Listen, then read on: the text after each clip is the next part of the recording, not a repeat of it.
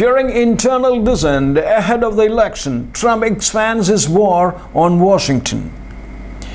With less than 5 months until the presidential election, Donald Trump's 4-year war against Washington is heading into a critical phase.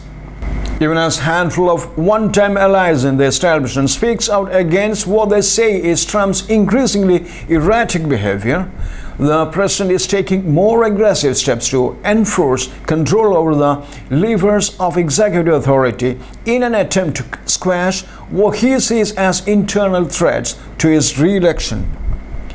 The resulting fight seemed to set to test just how far Trump is willing to go to bend the power of the presidency towards his political interests as his re-election efforts falter.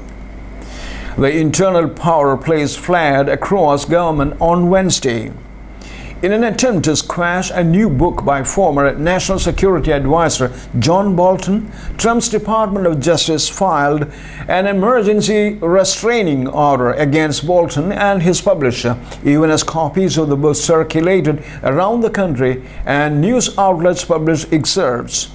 Elsewhere, Trump's new pick to run the U.S. Agency for Global Media, which controls the Voice of America, Radio Free Europe, Radio Free Asia, and other federally funded broadcasters overseas, cleaned house on Wednesday, replacing senior staff and firing the heads of each broadcaster in an afternoon email.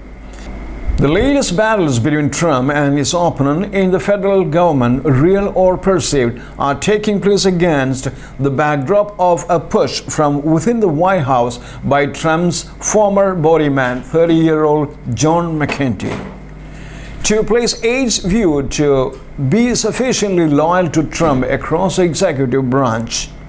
McCain has already imposed senior officials at the Department of Homeland Security, the Defense Department, and Office of Personnel Management. Trump has also removed inspectors general at the Health and Human Services, the State Department, and the watchdog overseeing over the $1 trillion in pandemic stimulus funds.